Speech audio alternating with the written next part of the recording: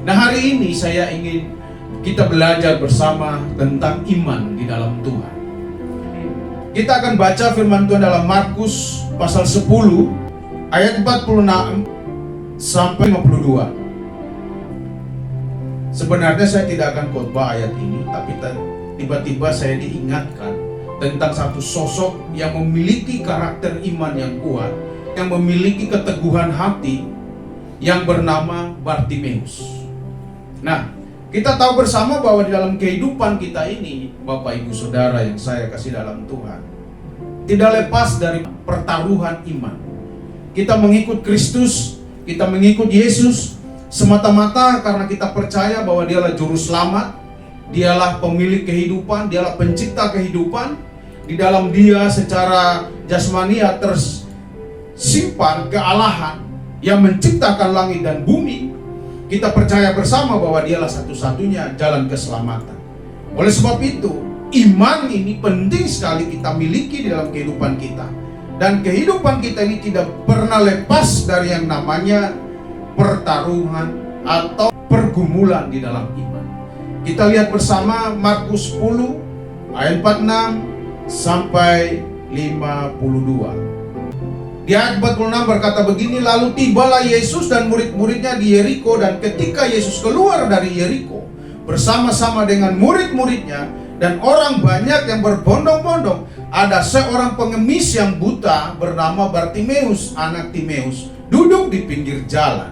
Ketika didengarnya bahwa itu adalah Yesus orang Nazaret, mulailah ia berseru, Yesus anak Daud, kasihanilah aku.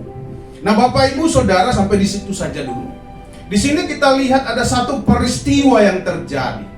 Ketika Yesus tiba di Yeriko dan setelah itu dia melanjutkan lagi perjalanannya keluar dari kota Yeriko, ada satu peristiwa yang terjadi di sana. Ada seorang pengemis yang buta, yang kerjanya hanya mengharapkan uluran tangan belas kasihan orang-orang yang lewat keluar dari kota Yeriko. Sehari-hari pekerjaannya hanya berharap untuk mendapat sesuatu dari orang-orang yang lewat untuk menyambung kehidupan. Tidak ada harapan, tidak ada daya yang dia alami. Bartimeus di dalam satu dilema yang sangat tidak baik, Bapak Ibu. Bartimeus di dalam keadaan yang tidak berdaya, di mana dia membutuhkan pertolongan orang yang lewat di sekitarnya. Ketika Yesus keluar dari kota Yeriko, dia tidak melihat, dia tidak tahu siapa dan bagaimana rupa Tuhan. Tapi Bartimeus memiliki satu harapan, bahwa ketika orang berbondong-bondong itu lewat, dia bisa mendapat sesuatu dari orang-orang yang banyak ini. Imannya mulai timbul dan dia percaya dalam hatinya bahwa ketika mereka lewat, karena dia masih mendengar walaupun dia tidak melihat secara jasmania, tapi dia mendengar kerumunan suara orang yang bergemuruh yang mengikut Yesus yang begitu banyak. Karena kenapa? Di ayat-ayat lain menceritakan, di ayat-ayat sebelumnya, Yesus banyak digandrungi atau banyak orang yang menyukai, banyak orang yang mengiring dia ketika dia melewati satu perjalanan. Karena kenapa? Banyak melihat mujizat, orang-orang banyak melihat mujizat, Bapak Ibu. Nah, Bartimeus berharap dengan kehadiran orang banyak ini, dia mendapatkan sesuatu, dia mendapatkan ada hal yang istimewa. Artinya, di dalam pemikirannya mungkin dia berkata, saya akan mendapatkan banyak rezeki hari ini. Dan ketika Yesus keluar dari Yeriko bersama-sama dengan murid-muridnya dan orang banyak yang berbondong-bondong. Jadi kata berbondong-bondong itu begitu banyaknya manusia, Bapak. Bartimeus mendengar ada satu kumpulan orang banyak. Pasti saya akan mendapat sesuatu dari kumpulan orang banyak itu. Seorang pengemis yang buta bernama Bartimeus, anak Timeus, duduk di pinggir jalan. Jadi sehari-hari dia hanya duduk di pinggir jalan. Dia hanya mengharap dan mengharap dan mengharap. Saya tidak tahu bagaimana Bapak Ibu Saudara melalui hari-hari kehidupan kita. Tapi Yesus berkata, aku ada di sini. Aku selalu ada beserta dengan engkau. Aku selalu ada di dalam kehidupan. Mungkin kita berkata, aku tidak punya harapan. Aku tidak memiliki sesuatu yang istimewa dalam hidupku. Aku tidak memiliki sesuatu yang akan kubanggakan. Tetapi Yesus berkata, aku selalu ada dan aku ingin engkau andalkan dalam kehidupan.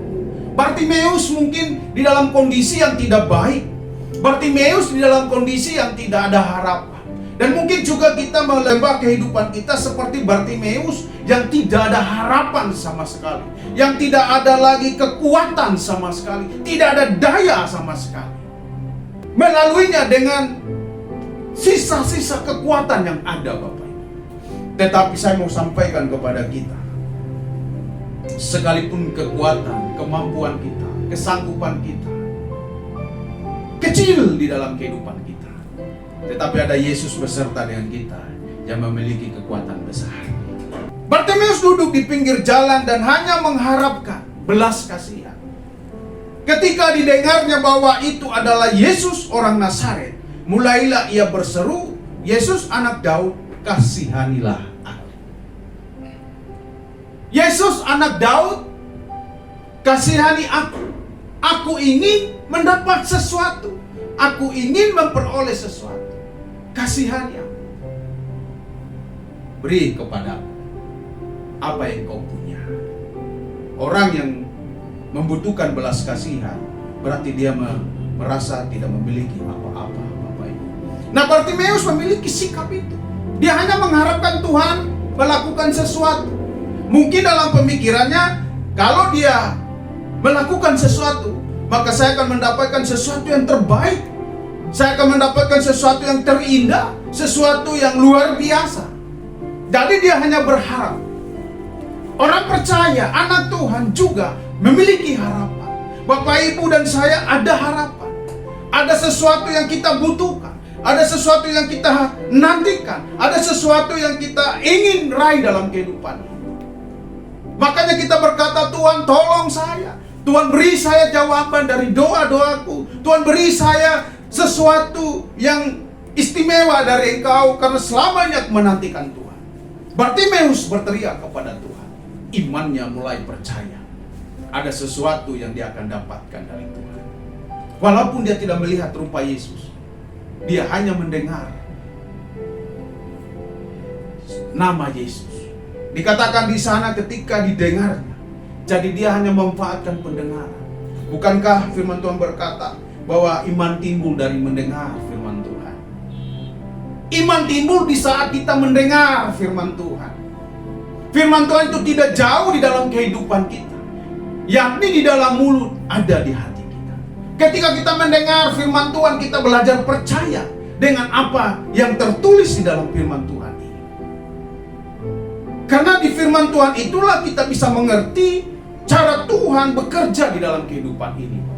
Saya berharap supaya kita juga rajin membaca Alkitab, banyak merenungkan firman Tuhan. Karena kenapa? Dari mendengar firman Tuhan, iman itu bertumbuh. Kalau iman kita bertumbuh seperti Bartimeus, dia yakin bahwa Tuhan yang orang cerita selama ini ada di dekat situ, ada lewat di tempat itu, maka ada sesuatu yang saya akan dapat. Ada sesuatu yang saya bisa raih. Ada sesuatu yang bisa saya gapai. Kalau yang punya kehidupan ada lewat di dalam hidup saya, di jalan kehidupan. Dia berkata, Yesus anak Daud, kasihani aku. Apa yang terjadi, Bapak Ibu? Ketika dia berseru kepada Yesus, dia memohon kepada Yesus, malahan orang-orang di sekitarnya, firman Tuhan mencatat di sana, banyak orang menegurnya supaya ia diam.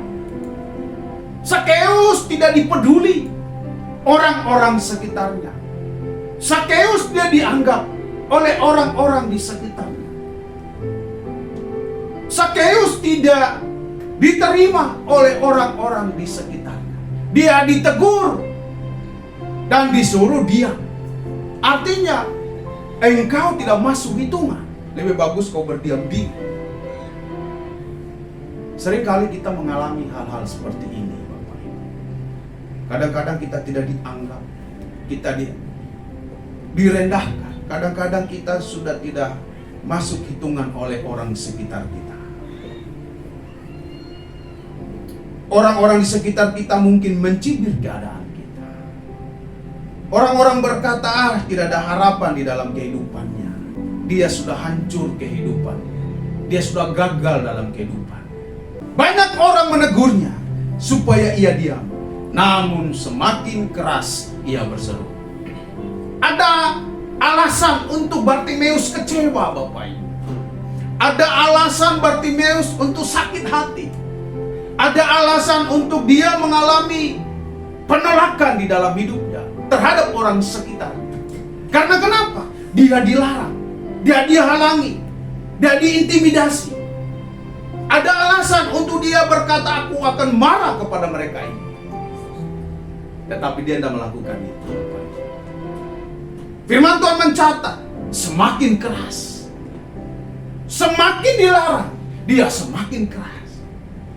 Semakin dihalangi untuk datang kepada Kristus, untuk datang kepada Yesus, dia semakin keras berteriak mencari Tuhan. Karena kenapa? Imannya bertumbuh. Imannya percaya. Aku berbicara bukan kepada kalian. Aku menyampaikan isi hatiku bukan kepada engkau yang ada di sekitar itu. Tapi aku menyampaikan keluh kesahku hanya kepada Dia yang mempunyai kehidupan. Itu prinsip. Prinsip kehidupan. Apapun masalah yang kita lalui, tetap fokus kepada iman, kepada Kristus. Apapun yang kita lewati di dalam dunia ini, kita harus memiliki prinsip iman yang kuat. Aku tidak mau terpengaruh dengan situasi di sekitar. Aku tidak mau terpengaruh dengan apa yang orang bilang tentang aku. Aku hanya mau terpengaruh kepada Yesus yang memiliki kehidupan. Semakin keras dia berteriak, imannya semakin kuat, Bapak Ibu. Apa yang dia katakan? Setelah dia disuruh diam, namun semakin keras dia berseru, anak Daud, kasihanilah. Yang pertama dikatakan, Yesus anak Daud, kasihanilah. Itu suaranya masih slow, masih biasa standar.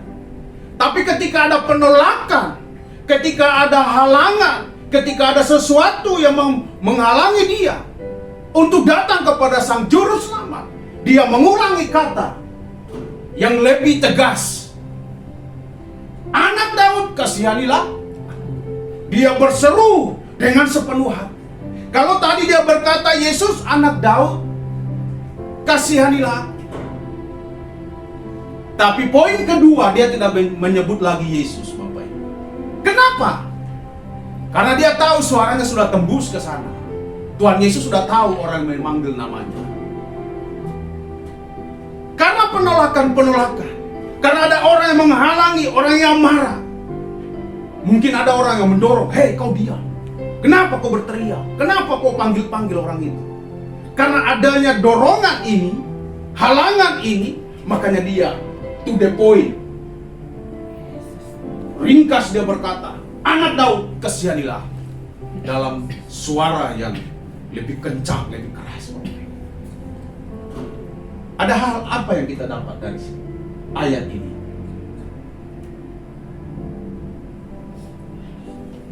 Apa yang kita bisa praktekkan dalam ayat ini, Bapak Ibu? Yang kita bisa dapat dalam ayat ini, semakin keras ia berseru, anak Daud, kasihanilah.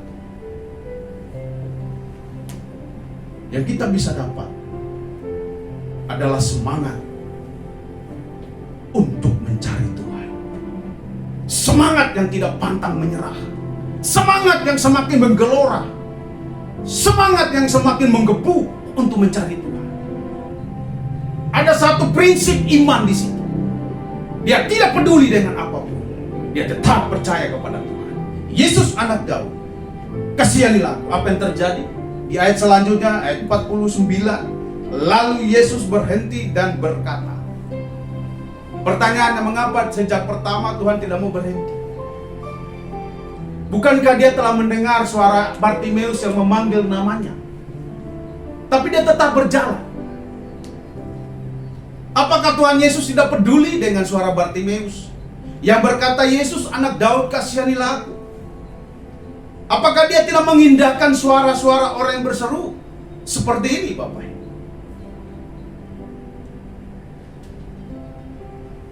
Sepertinya waktu pertama dia berseru, Yesus tidak peduli dengan suara Bartimeus yang mengharapkan belas kasihan. Mungkin juga seringkali kita berdoa, seringkali kita berkeluh kesah kepada Tuhan.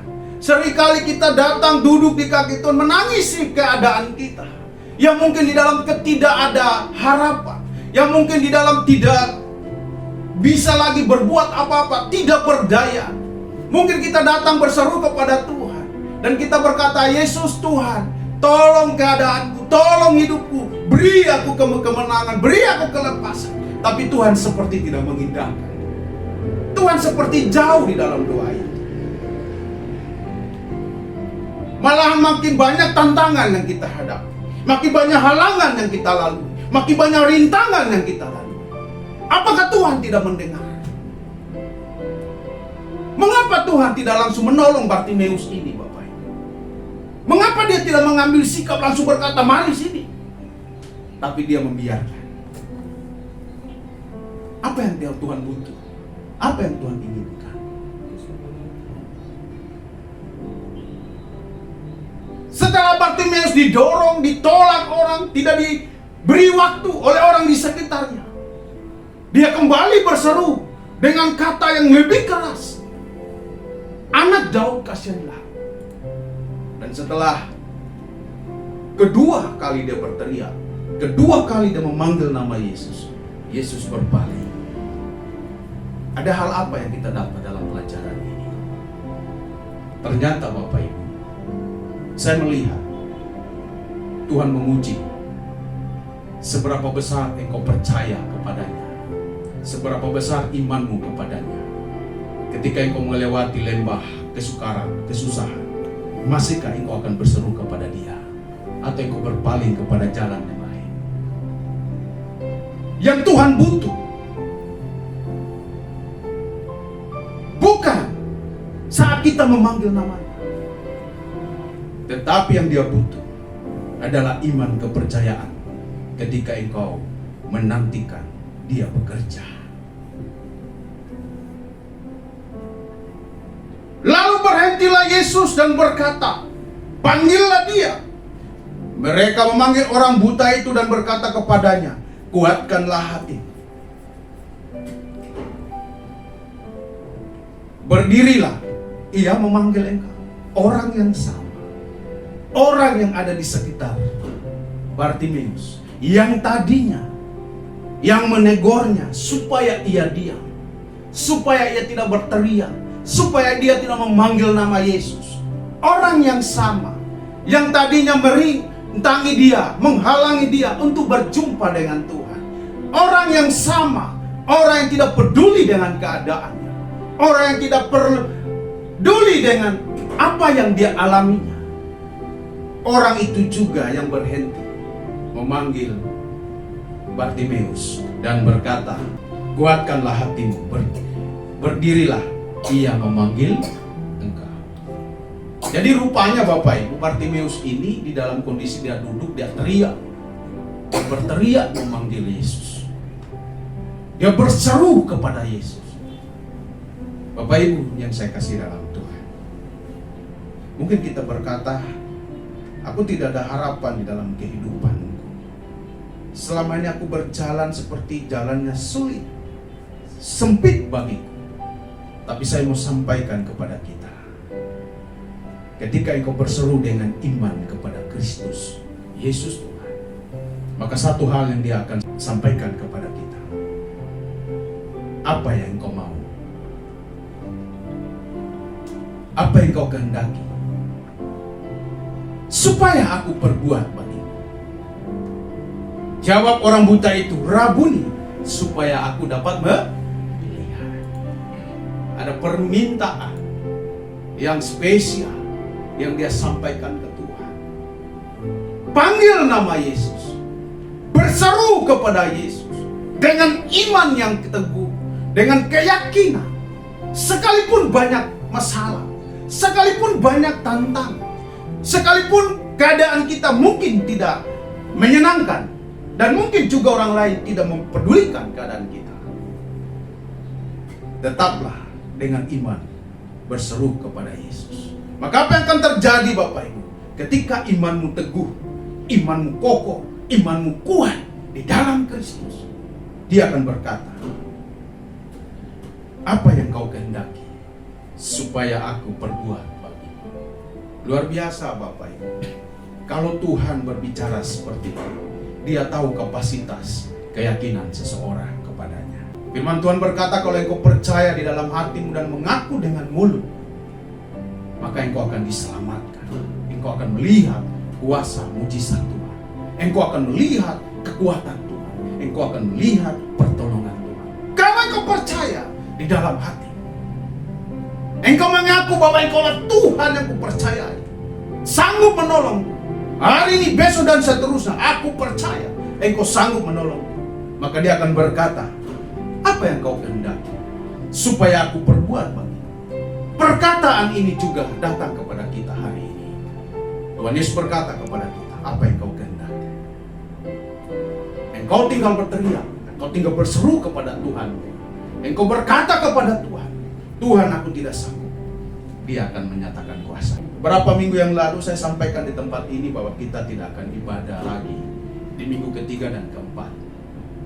Ketika saya merenungkan hal ini, saya tertantang dengan diri saya sendiri. Tidakkah engkau memiliki iman di dalam hidup? Tidakkah engkau percaya bahwa Tuhan sanggup menolong? Tidakkah engkau percaya bahwa Tuhan sanggup bekerja dalam kehidupan? Sekalipun orang yang kau andalkan selama ini mundur dari jalanmu, dari hidupmu, dia pergi, dia tidak mampu lagi, bukankah Tuhan sanggup menolong? Bapak Ibu, ketika saya merenungkan pulang, dan hari Minggu itu setelah saya sampaikan, dan saya mulai berpikir untuk hal-hal yang ke depan dalam pelayanan, karena melihat kondisi keadaan kita yang semakin merosot datang. Secara logika ini bagi saya tidak masuk akal, Bapak. Saya juga manusia yang punya perhitungan. Saya bukan orang bodoh yang mau mati konyol. Saya juga orang yang mempunyai hak-hak privasi untuk kehidupan saya. Dan saya mulai memutuskan untuk stop dari semua ini. Tetapi ketika saya duduk merenung akan kebaikan Tuhan, kasih Tuhan, dan saya ingat komitmen saya dengan Tuhan, Roh Kudus seperti menempel. Tidakkah engkau percaya bahwa Dia yang punya pekerjaan, Dia yang punya ladang, Dia yang punya kekuatan untuk memberkati, memelihara. Dan saya ngomong kepada istri saya, sepertinya kita tidak akan pernah bisa tutup ibadah pagi itu, sekalipun hanya datang 2-3 orang. Karena dia berkata, iya, nanti Tuhan yang marah kepada kita, terutama kepada kamu. Kalau Dia marah bagaimana? Soalnya kalau begitu kita harus tetapkan hati, miliki iman, terus melangkah bersama Tuhan. Apa yang terjadi? Saya tidak sangka-sangka ada anak Tuhan yang dikirim Tuhan untuk datang memberkati pelayanan kita. Kalau kita berseru kepada Tuhan, Dia maha mendengar. Amin. Tapi ketika Dia mendengar seruan itu, Dia ingin menguji kualitas dari seruan itu. Apakah engkau memanggil Dia dengan rasa percaya yang teguh kepadanya, seperti Bartimeus? Ada yang melemahkan, ada yang berkata, aduh pendeta, kalau seperti ini ya udahlah, tutup. Dan saya percaya tantangan dalam pelayanan itu tidak gampang, Bapak. Banyak hal. Tapi saya terlalu yakin orang-orang yang melangkah bersama Tuhan dan setia dengan Tuhan, mengiring penjunannya, mengiringi gembala agungnya, pasti terpelihara sempurna, pasti diberkati. Apa yang engkau kehendaki supaya aku perbuat bagimu? Jawab orang buta itu, Rabuni, supaya aku dapat melihat. Lalu kata Yesus kepadanya, pergilah, imanmu telah menyelamatkan engkau. Pada saat itu juga melihatlah ia, lalu ia mengikut Yesus dalam perjalanan. Jadi ternyata dari 2 teriakan itu, yang Yesus cari adalah iman. Kalau kita mengiring Kristus, ikut Yesus, satu-satunya kekuatan kita adalah iman percaya itu. Itulah yang akan menerobos pintu surga. Itulah yang akan mengguncang surga. Ketika kita memiliki iman yang kokoh, iman yang teguh, maka surga tidak bisa berdiam diri. Karena engkau percaya bahwa engkau memiliki Rajamu yang berkuasa dalam kehidupan. Iman inilah yang dicari oleh Tuhan. Amin. Karena banyak orang Kristen, Bapak Ibu Saudara, sekalipun jumlahnya banyak beribadah, tapi belum tentu memiliki iman yang kuat. Kita butuh iman yang kuat di hari-hari terakhir ini. Karena dengan iman itulah firman Tuhan berkata, kita dibenarkan karena iman. Kita percaya. Miliki iman yang kuat seperti Bartimeus. Tuhan Yesus memberkati. Mari kita bangkit berdiri, kita berdoa. Haleluya.